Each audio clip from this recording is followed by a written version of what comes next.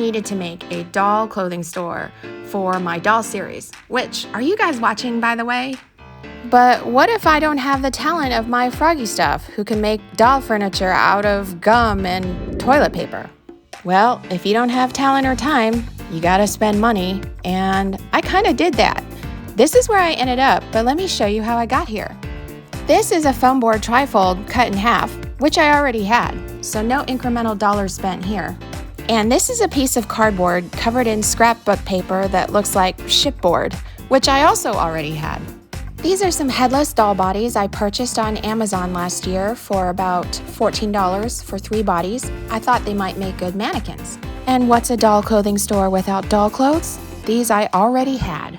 These Barbie clothes hangers were about $6 per dozen on Amazon.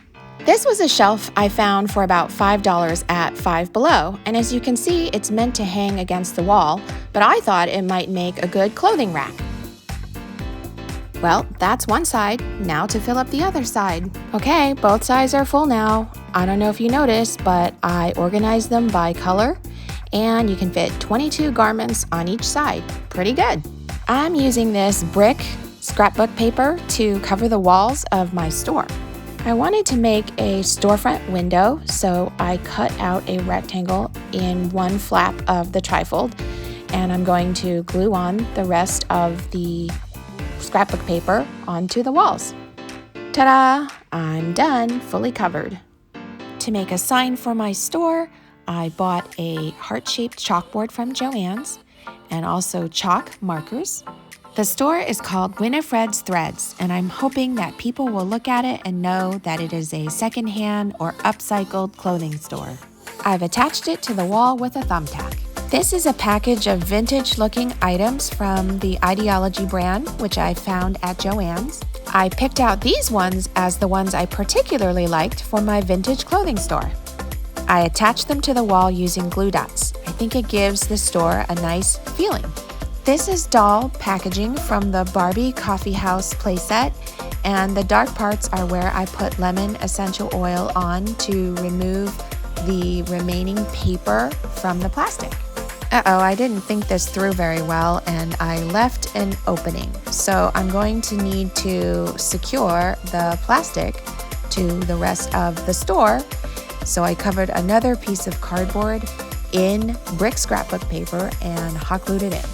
To make a mirror for my doll clothing store, I bought these mirrored sheets from the Ideology brand from Joann Fabrics and hot glued pieces of wood to the sides. This is one of those shelves you find in that section at Target that has $1 to $3 items, and I thought this would be great for a clothing display. I glued some white scrapbook paper to cardboard to make more shelves, and I hot glued in some wooden dowel rods to make a place to hang clothes.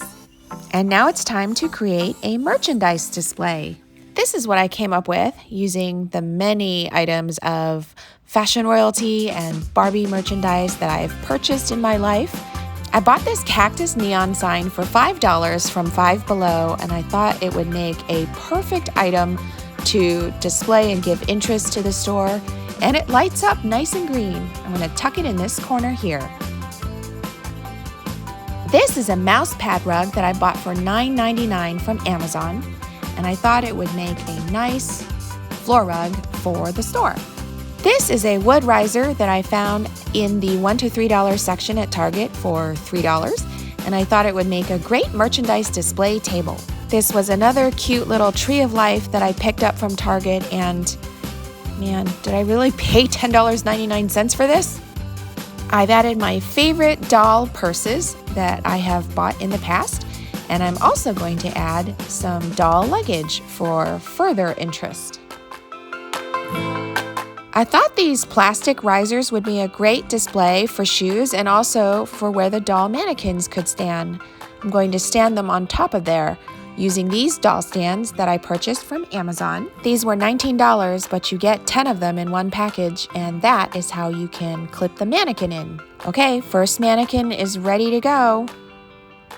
And there are 2 mannequins now standing in the storefront. Here's another decorative wooden box I picked up in the Target $1 to $3 section. I thought it would be a nice base for this display with a doll form. Remember that doll clothing rack I made? Well, it's time to add that as the final touch to the store. And voila, we are done. Here is our secondhand, upcycled doll clothing store, finally finished.